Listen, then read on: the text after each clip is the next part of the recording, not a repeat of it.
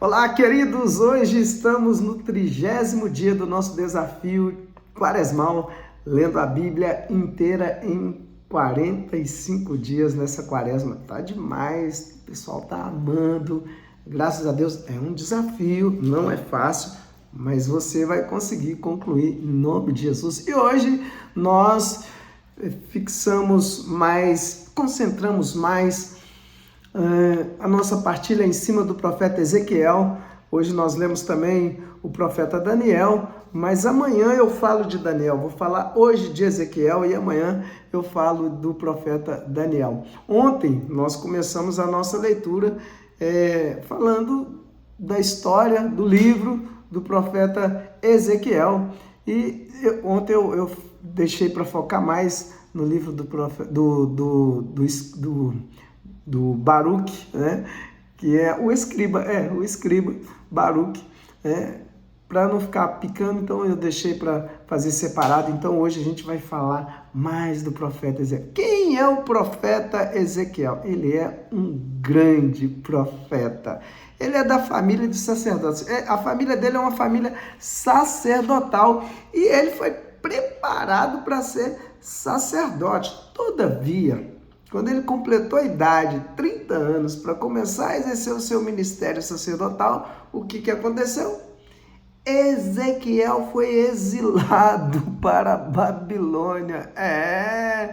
Ele é um dos que estava naquela primeira leva, quando a Babilônia sitiou ali Jerusalém e levou o rei Joaquim, lembra? Na primeira leva, antes de destruir por completo Judá, a Babilônia foi ali e levou uma galera de líderes, de pessoas influentes, e dentre eles, quem foi?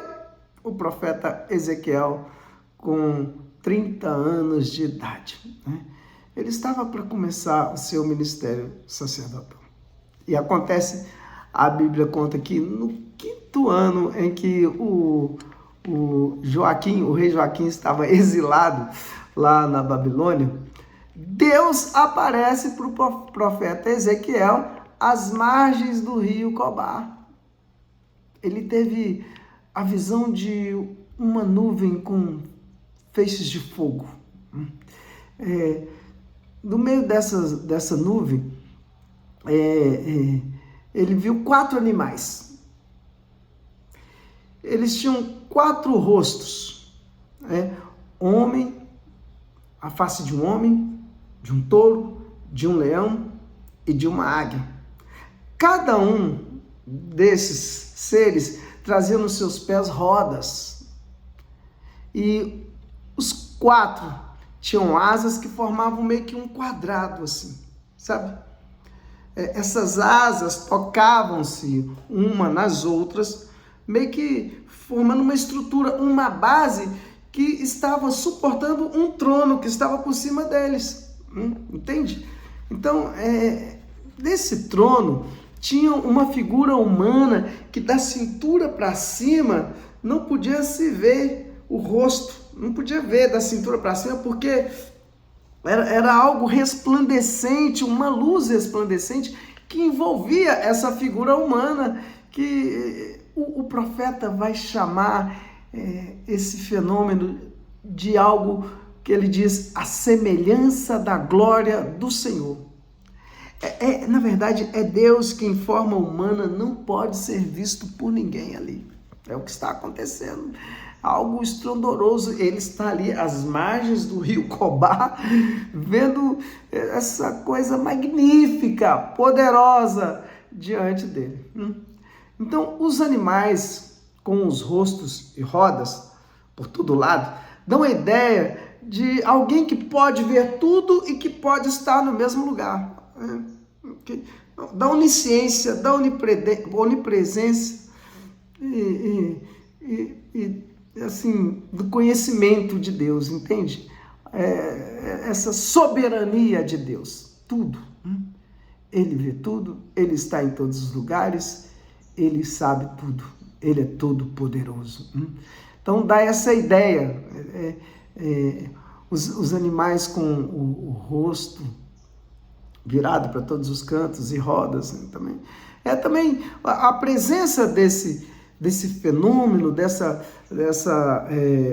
glória do Senhor que o profeta está relatando, é também uma demonstração de que Deus não abandonou o seu povo por completo, mesmo eles estando ali na Babilônia. A glória de Deus está aqui.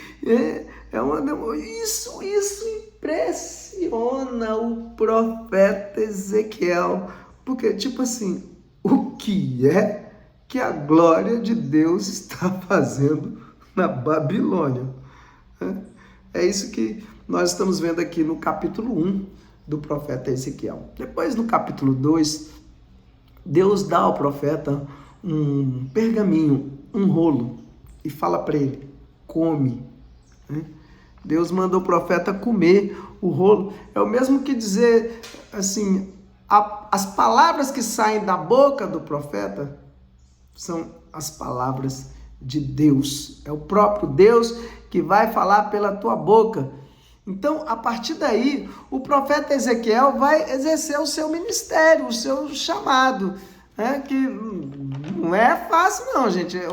A gente vai ver a luta do profeta Ezequiel. O papel dele aqui é lembrar daqueles que estão na Babilônia dos pecados cometidos. Mas também o profeta vai mostrar para eles que ainda há uma esperança, uma chamazinha de esperança para a restauração. Quando Deus está pedindo para ele, coma o rolo, é assegurar a eles que eles não estão completamente abandonados, que eles não estão sozinhos. Deus está assegurando a eles, eu ainda estou aqui, nesse lugar de ermo, nesse lugar de isolamento.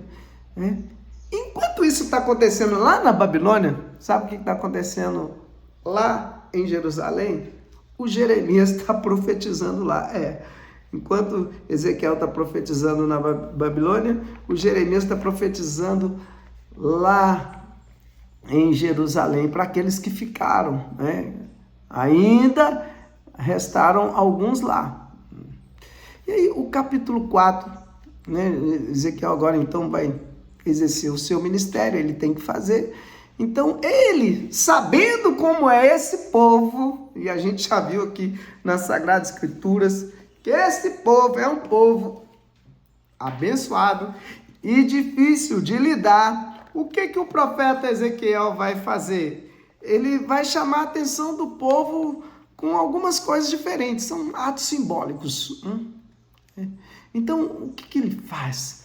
Ele saía em público de forma bizarra, ele diminui Israel de forma simbólica, demonstrando o ataque que eles vão sofrer. Chega um momento que ele raspa a cabeça, os cabelos da cabeça e corta com a espada. E o pior, eu queria falar um pouco mais disso.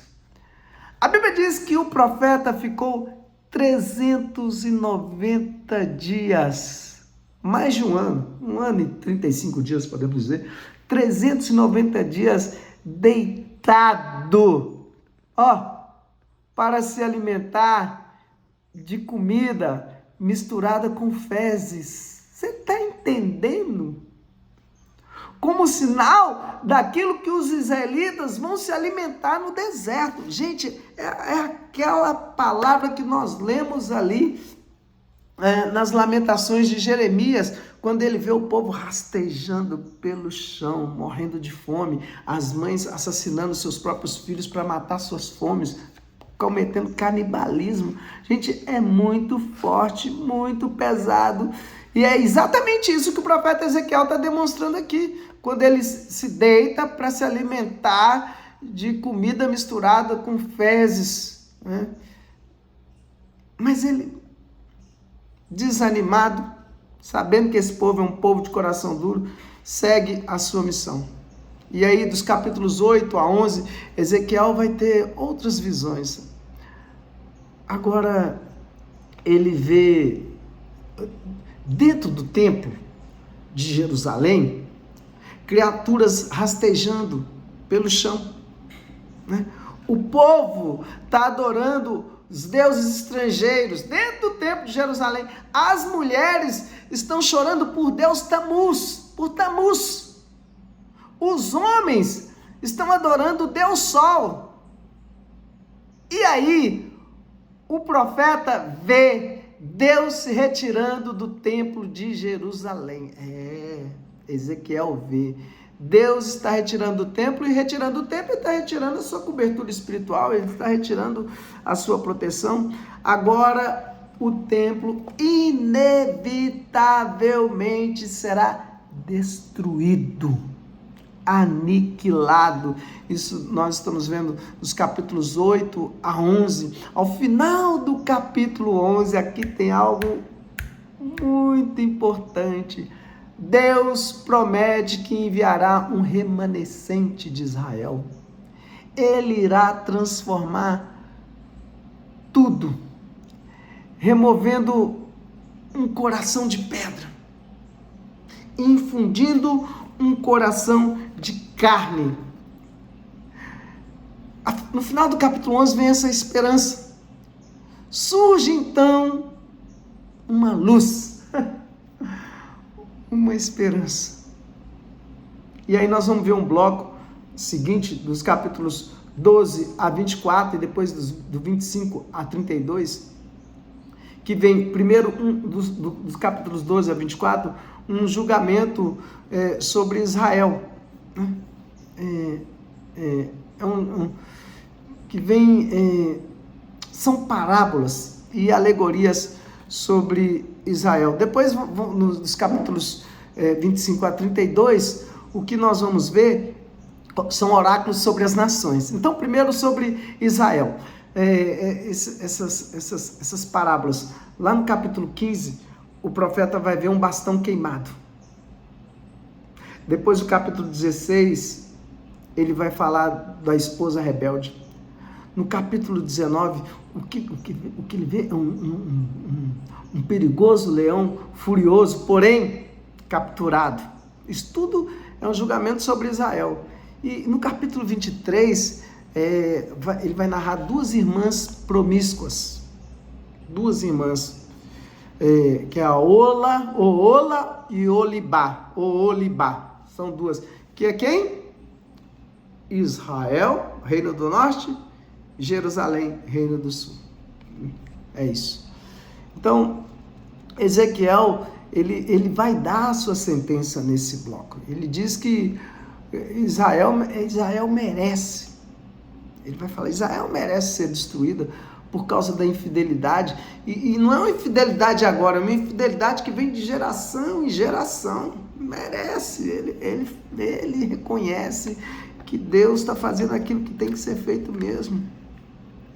E ele diz algo muito interessante. Mesmo a situação ficou tão trágica, tão horrenda, horrorosa, que mesmo que os homens mais justos do mundo, ele ainda cita, ainda que Noé, Daniel e Jó intercedesse, orasse pelo povo, Deus não iria ouvir, porque Deus precisa cumprir a sua justiça. E aí, então, essa foi a sentença sobre Israel. Agora, o oráculo dos capítulos 25 a 32 sobre as nações. Primeiro, o que você vai ver são para aquelas mais próximas ali de Jerusalém, que é a Filisteia, os Amonitas, Moabe, os Edomitas. Vai vir uma sentença para ele. Depois vai vir uma sentença para aquelas que são mais potentes, o Egito e Tiro. E a palavra de sentença sobre esses dois, ela é mais extensa, vocês vão perceber lá, muita coisa. Por quê? Porque Israel aliou-se a esse povo aí e adoraram seus ídolos. Só que o que acontece? O rei de Tiro e do Egito, eles se acharam deuses, eles acharam que eles eram deuses. Então, o que a promessa que vai vir nesse bloco? Deus vai usar da Babilônia para aniquilar esse povo. É isso. E aí, o capítulo 33, a Bíblia diz que Ezequiel é informado de que o templo de Jerusalém foi destruído. Aquilo que ele já havia proferido acontece. Todavia, o que nós já havíamos lido lá no capítulo 11, mesmo o templo sendo destruído, ainda há uma esperança. E essa esperança primeiro vai ser para Israel, depois você vai ver na Bíblia, aí no livro de Ezequiel, uma esperança para as nações e por fim uma esperança para toda a humanidade. Então você vai ver essa esperança para Israel dos capítulos 34 a 37. Deus promete um novo rei da linhagem de Davi. E esse rei é um rei messiânico, um futuro rei messiânico. Vocês vão ver lá, capítulo 34 a 37. E lá no 36, lembra do capítulo 11? Ele dará um novo coração e enviará o seu Espírito. Isso tudo é para Israel. E no 37, olha só, Deus leva o profeta Ezequiel para onde? Para o vale de ossos secos. Para quê? Para mostrar para ele que mesmo aquele vale de ossos ressequidos, naquela condição completamente seco, pode receber vida. E o profeta vai ver aquele exército se levantando, um imenso, um poderoso exército. É a esperança para Israel. Depois, capítulos 38 e 39 são esperanças para as nações. É a esperança para as nações. O que esses capítulos vão narrar? A derrota definitiva do maligno que está representada em Gog, lá na terra de Magog. Esse Gog, ele é a personificação do maligno na terra. Será aniquilado por Deus. E aí, por fim, a esperança para toda a criação. Essa esperança nós vamos ver dos capítulos 40 a 48. O profeta vê o templo sendo reconstruído, lá no capítulo 40, com riqueza de detalhes. Ele vai ver o templo sendo construído com riqueza de detalhes. Além de Deus restaurar o povo, ele vai restaurar a sua terra e o templo. Ou seja, a promessa é que virá uma nova Jerusalém. Uau! O templo será virtuoso.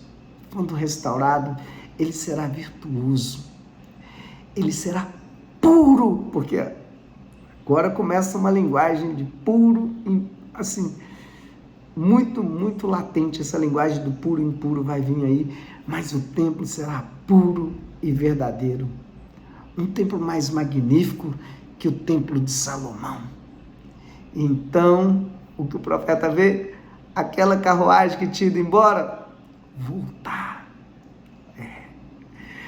E o capítulo 47, 48, fica explícito, quando o profeta vê um rio que sai do limiar dos degraus da entrada do templo. Sai uma aguinha, e esse rio, ele cresce rápido e vira um grande rio, que flui para fora do templo, para a cidade, e da cidade para o deserto, que vai desembocar onde? No Mar Morto. Desemboca no Mar Morto. E então ele vê brotar naquele lugar do Mar Morto, onde não tem nada. Ele vê brotar naquele lugar vida. E aparecem plantas, animais, às margens do Mar Morto. E sabe que são essas plantas, essas criaturas? São as mesmas criaturas lá do Éden. Meu Deus do céu. Ele vê. Então Deus vai concluir o seu plano. E o plano de Deus é restaurar toda a humanidade de novo. Porém agora, na sua presença. Uau! Demais! Estamos chegando na glória da glória do Novo Testamento. Que tudo isso desemboca na pessoa de Jesus. Amanhã eu espero você para mais um resumo fantástico.